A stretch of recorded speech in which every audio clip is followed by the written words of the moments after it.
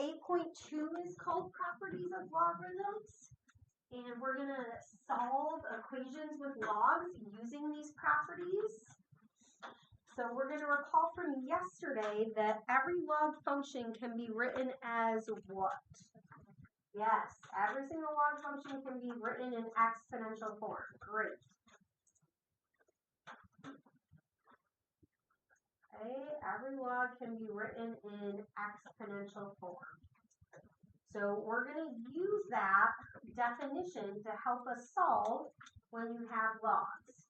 Okay, so for example 1, what I want you to do for A and B is I just want you to write each of those in exponential form.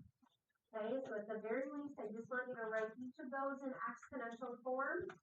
If you feel like you can do the next step, because it's another review concept, you are welcome to try that.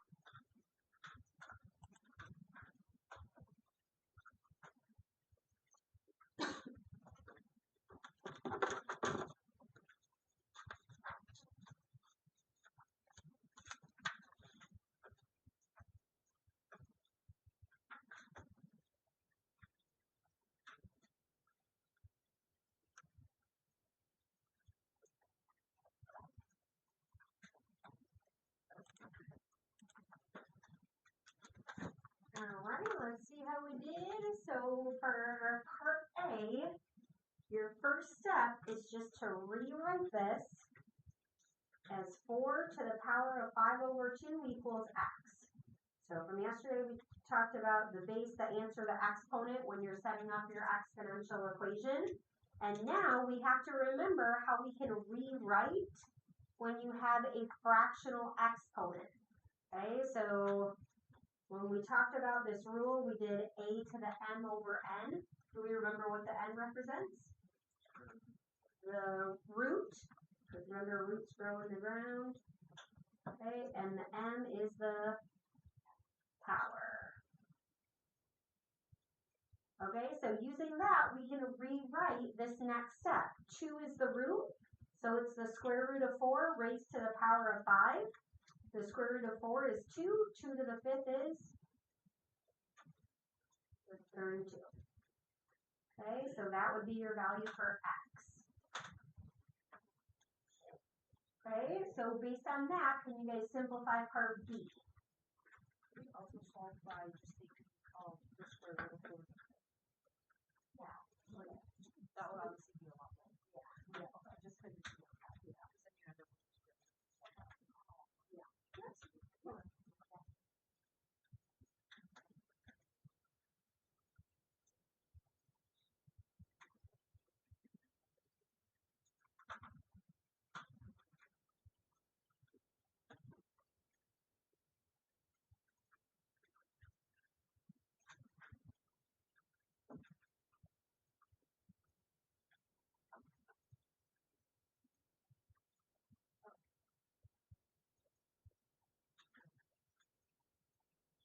All right, so this one has 2 review things in it, 2 review concepts. So you have 27 to the negative 2/3 equals x. If you have a negative exponent, your first step is to do what? How do you rewrite it so it's not negative anymore? Put it over 1. So it should be 1 over 27, and then you can do to the 2/3. And then if you have a positive 2/3, now you can rewrite it as the cube root of 27 squared. So that bottom number is the index of your root. The top number is the power. So you have 1 over, what's the cube root of 27? 3, and then 3 squared will be 9. So your value for x will be 1/9. Okay, so you can see we're recycling a lot of different concepts. We have the fractional exponents, we have negative exponents. Okay, we're going to be putting all that stuff together. So today we're going to learn about a property of equality for logs. It's very similar to the property of equality that we had for bases. So if you have a log base b of some value x, so you have log base b of x, and that's equal to log base b of y, then you know that x has to be equal to y. Okay? Because if these two are equal and the bases are the same, whatever the logs are of also have to be the same. Okay? And that stems from if you have the same base, the exponents have to be the same. Okay? Because remember, the logs are related to exponential equations. Now, when we're solving logs, we are going to have to check for extraneous solutions. We didn't have to do that with exponential functions. So, do you guys remember some of the reasons why we talked about why and when we have to check for extraneous solutions? Why are we going to have to check for them for this? No?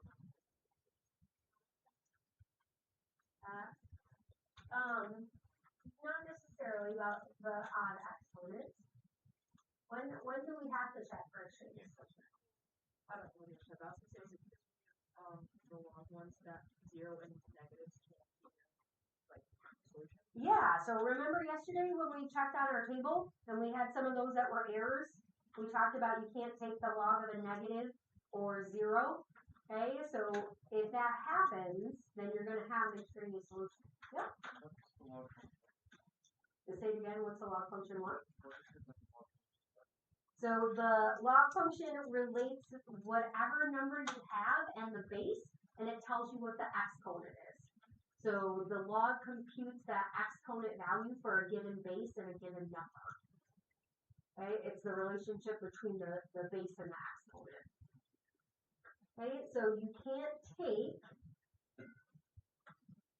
the log of 0 or negatives. Okay, which means your values for x have to be greater than 0. When we were talking about when to check for extraneous solutions, something that I told you guys is it's about your domain. Okay, the only time you don't have to check for extraneous solutions is when your domain is what?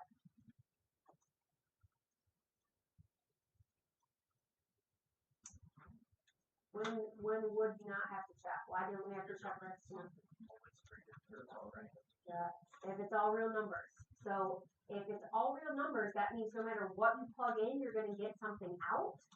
So when you don't have all real numbers, that's when you're going to have to check for those extraneous solutions. Okay, so since the domain is not all real numbers,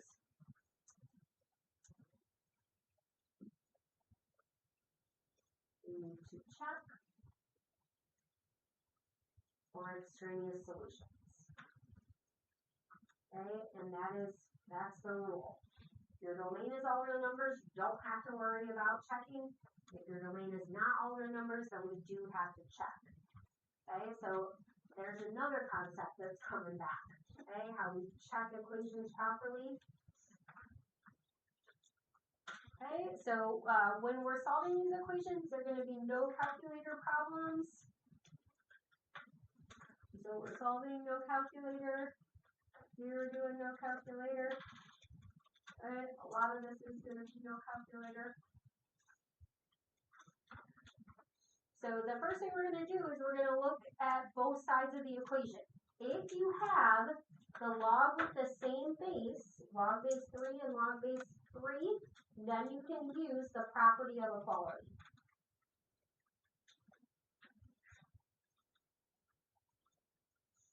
Okay, so the property of equality tells you if the log bases are the same, x squared minus 8 is equal to 2x. What should we do in this situation? We've been in this situation before. Yep, move everything over to one side so we can set it equal to 0 and factor. So you have x squared minus 2x minus 8 equals 0. Okay, so go ahead and factor.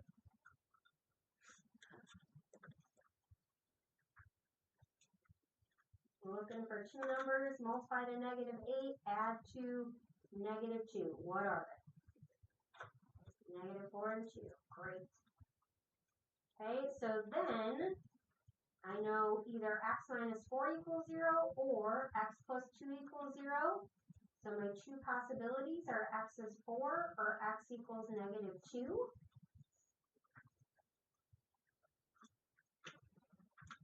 And then when we're plugging these in for the check, our first step is just going to be to plug in that value into the original equation. Okay, so I'm going to check x equals 4 first. Okay, so my original equation is log base 3 of 4 squared minus 8 equals log base 3 of 2 times 4. From there, 16 minus 8 is going to be 8. 2 times 4 is 8. And I don't have to do any other calculating. When you get the log base 3 of 8 is equal to the same thing, okay, that checks. So x equals 4 is going to be a solution. Okay, and then I'm also going to check x equals negative 2. So I have log base 3 of negative 2 squared minus 8 is equal to log base 3 of 2 times negative 2.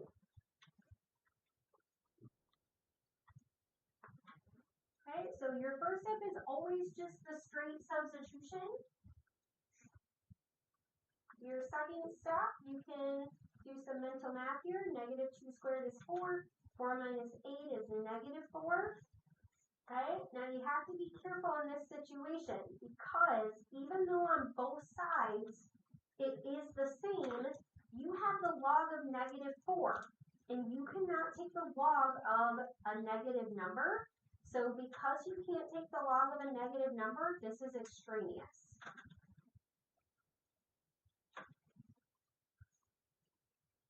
Okay, so you can't take the log of a negative, so this is an extraneous solution.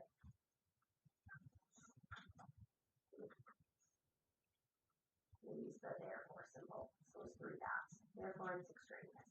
Okay, so your only solution here is x equals 4.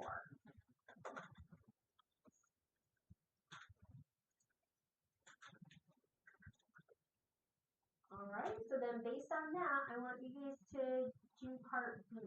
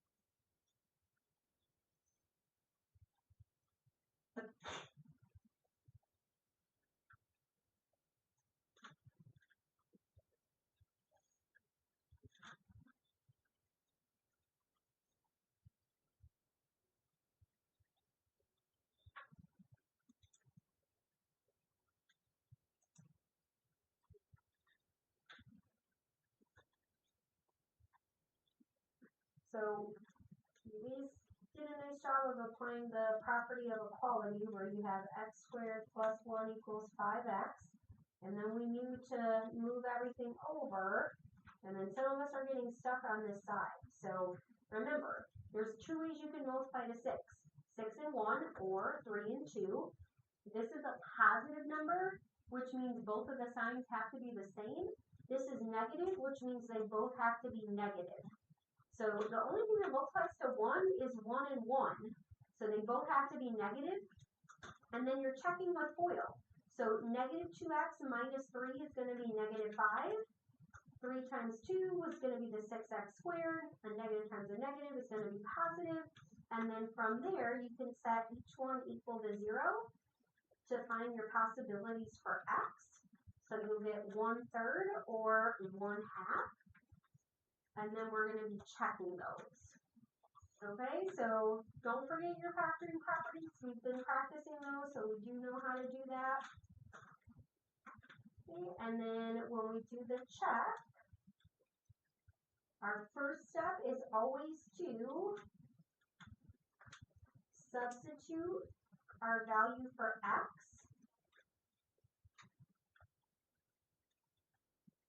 Okay, so I have log base 2 of 6 times 1/3 squared plus 1 equals log base 2 of 5 times 1/3. So if I'm following my order of operations, then I have to do the exponent before I multiply by 6. 1/3 squared is 1/9. And so I'm just going to continue with this. 6 over 9 is going to reduce to 2/3. Divide by 3, divide by 3. Okay, so this is going to become 1 plus 2/3 or 1 and 2/3. And then do we remember how to change a mixed number into an improper fraction? Multiply the bottom number by the whole number, add 2. So you'll get 5/3.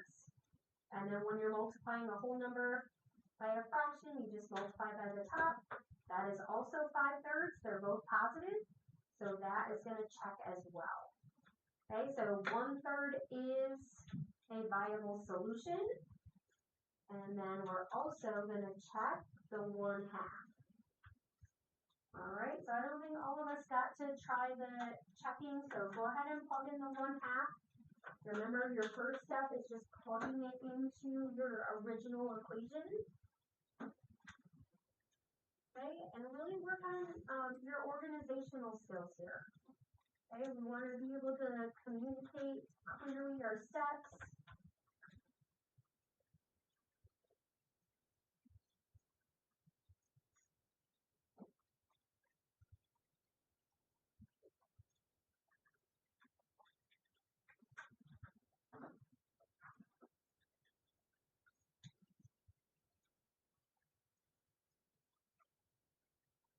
Okay, so again, my order of operations means I'm going to be squaring this. So 6 times 1/4 is 6/4 plus 1.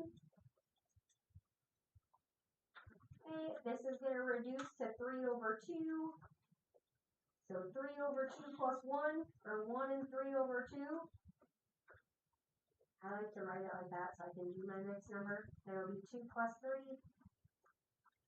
So I have 5 halves.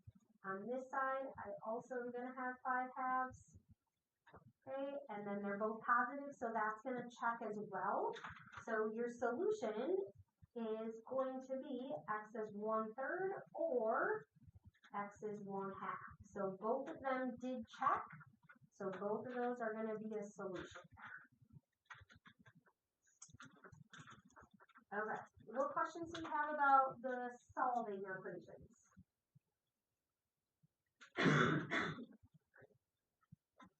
All right, then we are going to talk about some properties.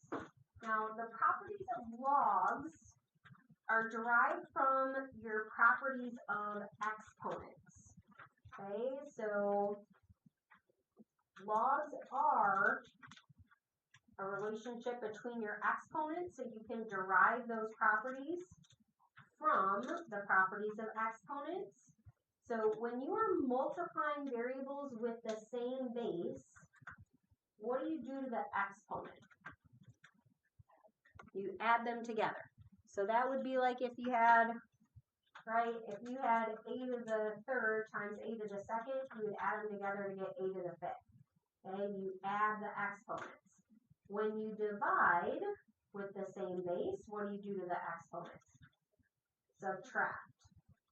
So when we look at these properties, you're going to see the multiplication is tied to addition and the subtraction is tied to division. Okay, and you can use these properties forwards and backwards. Okay, so the first one is log base b of m times n, and that is equivalent to log base b of m plus log base b of n. Okay, so you can be given the addition and rewrite it as multiplication or vice versa. Okay, so those are going to go in either direction. The quotient property is log base b of m divided by n, and that would be the log base b of m divided by the log base b of n.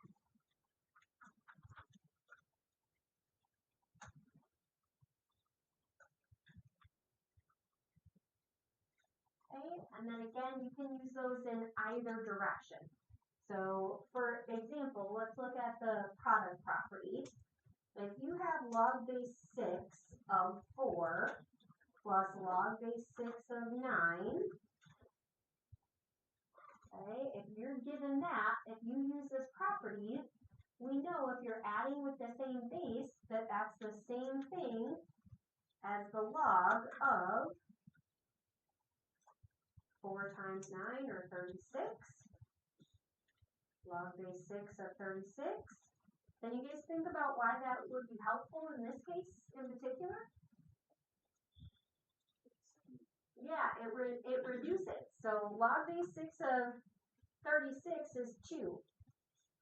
Okay, and if you remember from yesterday, that's because when you're solving something like that, you're asking yourself, oh, 6 to what power is 36, right? That's how we know it's 2. That's the exponent. Alright, and then if you have log base 5 of 16 minus log base 5 of 2,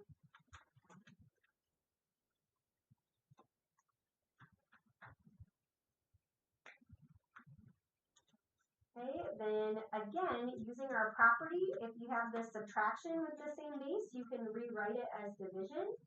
So this would be log base 5 of 16 divided by 2, or log base 5 of 8. Now, if you're seeing if you can simplify that, you might want to think of it in exponential form. Okay, like 5 to what power is 8?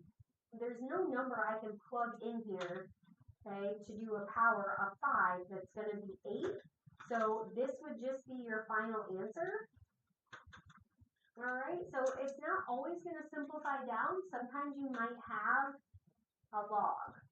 Okay, you might be left with that. Alright, and then the last one is the power property. This is a very useful property, especially as we go on and we start to solve these. So if you have log base b of a, and that is raised to the power of p. So this is a to the p power. Okay, you can express this as the product of the exponent and the log of the base, which means this exponent is going to come down in front. So it's p times log base b of a. Okay, so the power property allows you to take this value as this exponent and multiply it by the log base b of a. Okay, and one way you can use that is if you have something like the log of 1,000. Yesterday we talked about different patterns that we recognize with our logs. Remember, if you can't see the log base, what is it? 10. Good. So if you can rewrite this, instead of 1,000, we can rewrite that as 10 to what power? Third. Yep. Remember, 10 squared is 100. There's 2 zeros. The 1,000 is 3 zeros. So if you can write it as a power, then you can use your power rule to bring the 3 in front. So you have 3 times the log of 10. Remember one of our special properties yesterday? If you have the log base 10 of 10, what does that equal? Equals 1. You guys remember that special property yesterday? Because if you have the log of 10, it's like, oh, 10 to what power equals 10? Okay, so this would be 3 times 1, which would equal 3.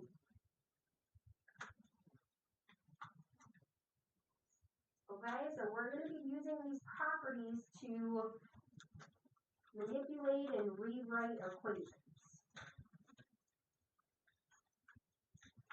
Okay, and for example 3, you're going to be given values, which we're going to fill in here, to approximate the value of each expression. Okay, so you're going to be given these. We're going to write them in together. So we have log base 4 of 2 equals 0.5. We have log base 4 of 3 is approximately 0.7925.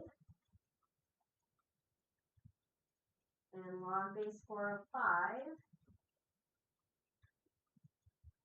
is approximately 1.1610.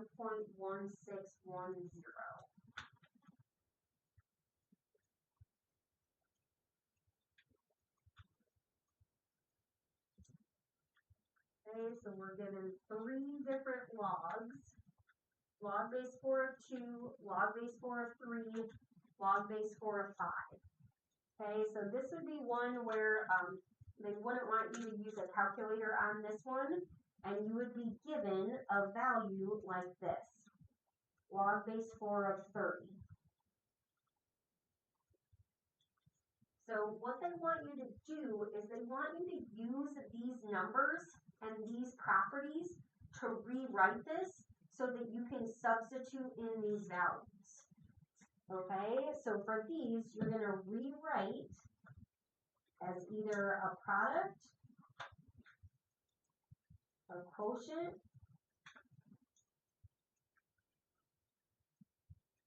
a power,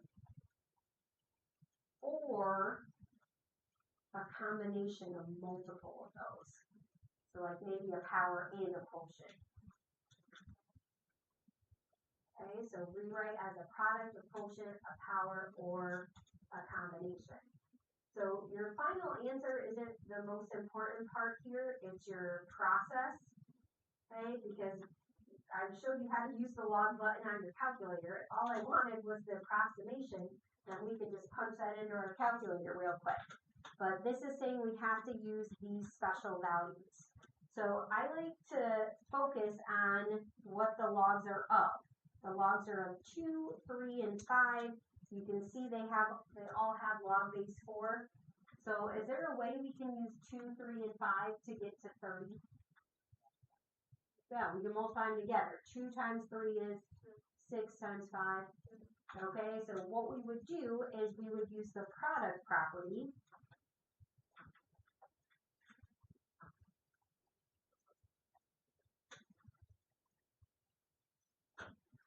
And we'd rewrite it as 2 times 3 times 5.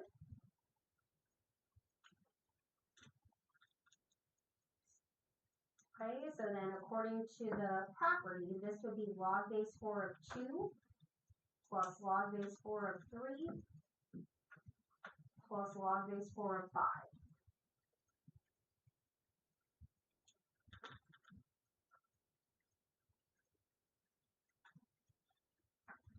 And now that you have those, you can just substitute. So log base 4 of 2 is a half. So we're just going to substitute in a half. Log base 4 of 3 is 0.7925. And log base 4 of 5 is 1.1610. Okay, and then we would just add those up. So like I said, they don't want you to use your calculator to do this part. I'm fine if you just type that part in your calculator to total it up, to add or subtract. Okay, but the main part that I want to see here is this and this. Okay, those steps. Alright, and then you should get 2.4535.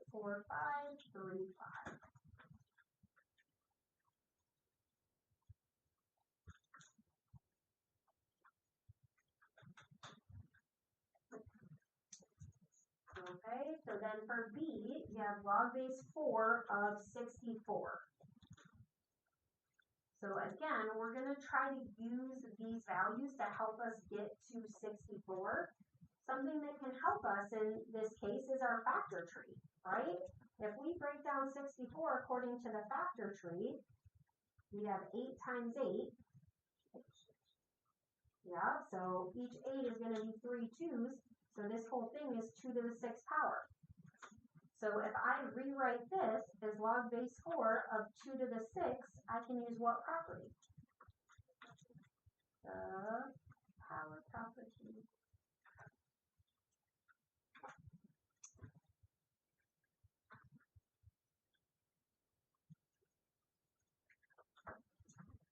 Okay, so then I can just do 6 times log base 4 of 2.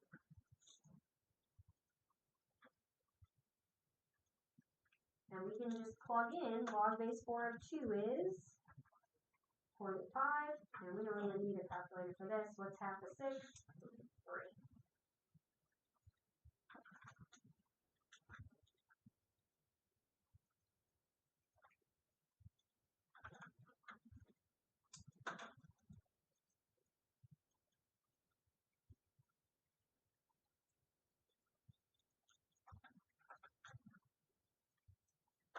Okay, so for the last one, we have log base 4 of 6 divided by 5. So right away, we see that division, and we should be thinking about our quotient property. So if I rewrite that, that would be the log base 4 of 6 minus the log base 4 of 5. So I have the log base 4 of 5. I can substitute that. I don't have 6, but I can make it. I could just do the 2 times 3, right?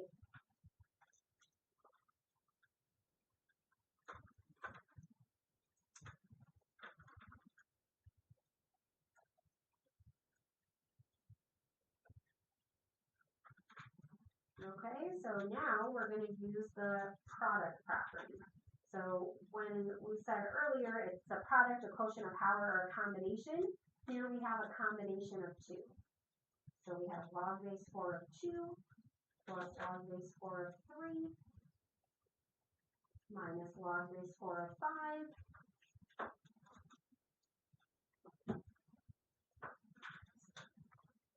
So now we can substitute. So we have a half.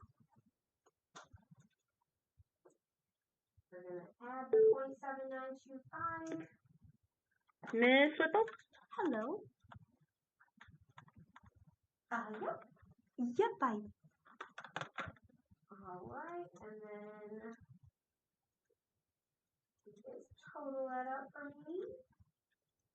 And then once you total that up, I want you to look at part A, and I want you to see if you can rewrite the first step.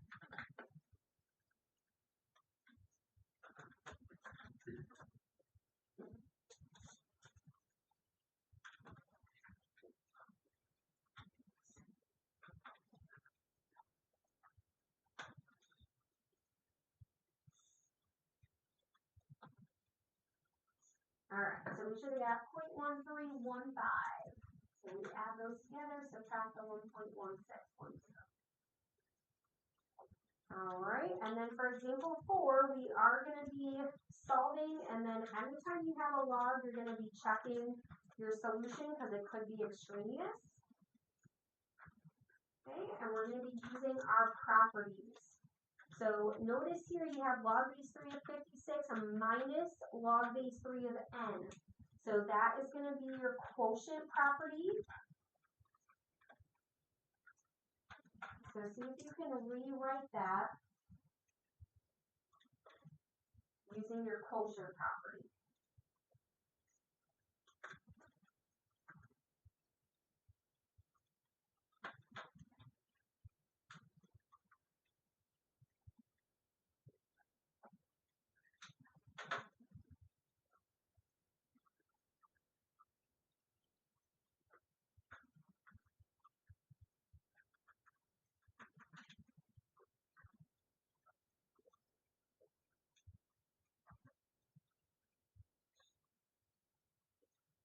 Okay, so when you're using your quotient property, look and see which side you're going to use. So if you have the subtraction, you're going to rewrite it as division.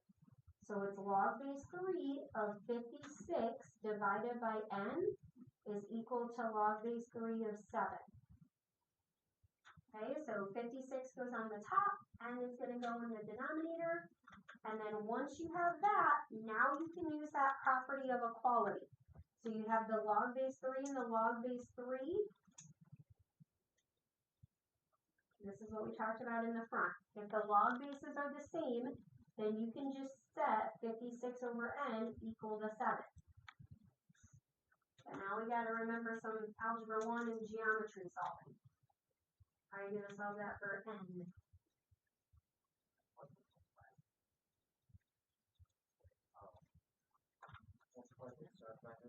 Yep.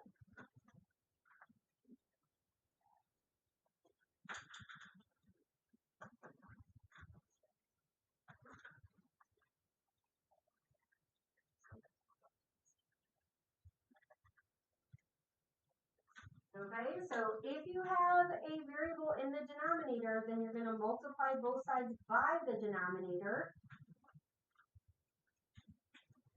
Okay, and you will get n is 8, and then we're just going to check that. Make sure it's not extraneous. So you have log base 3 of 56 minus log base 3 of 8 equals log base 3 of 7. So that first step when you're doing the check is you're just plugging that in for n. Okay, and then log base 3, this would be 56 divided by 8. So you just have to show that step that you're using that property. And then you do have log base 3 of 7 on both sides. It's positive, so n equals 8 is going to be your solution. Okay, so that does check.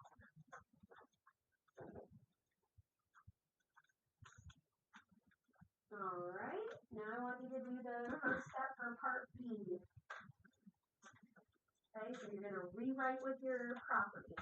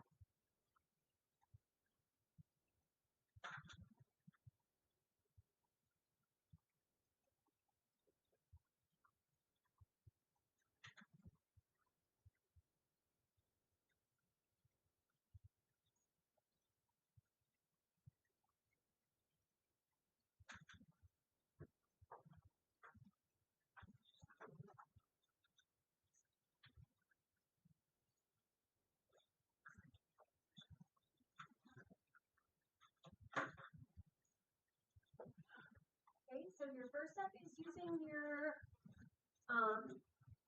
your product rule. So when you're using that product property, don't cancel things out too soon, okay? It looks like some of us are skipping steps.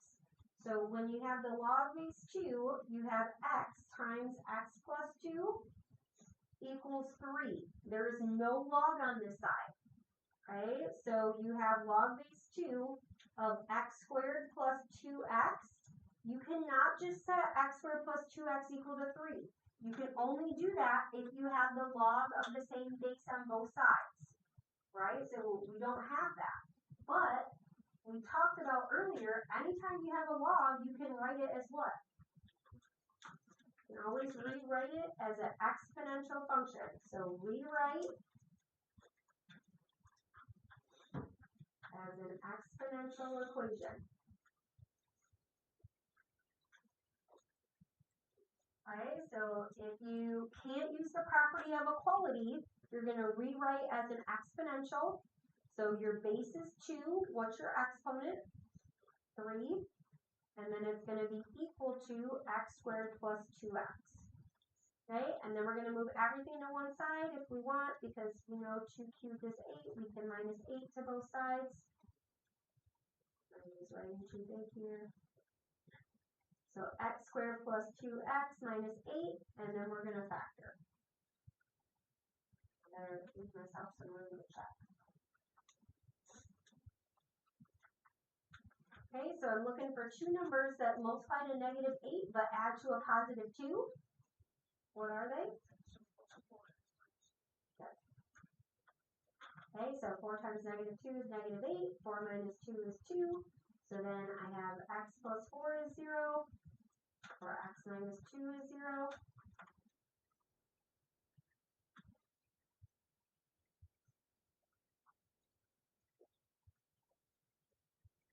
Okay, so then I'm going to check these.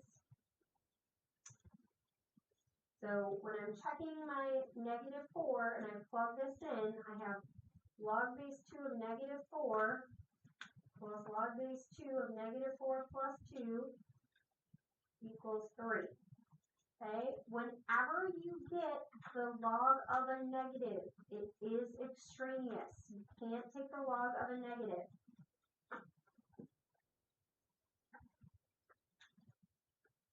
So you're not even going to go any further. This is extraneous.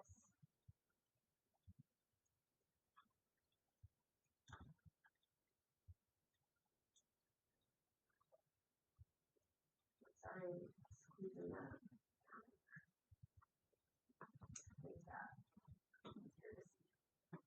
Okay, and then for 2, you have log base 2 of 2 plus log base 2 of 2 plus 2 equal to 3. Okay, so for this, it's going to be the log base 2 of 2 plus log base 2 of 4. This is going to be log base 2 of 8 when you multiply it together.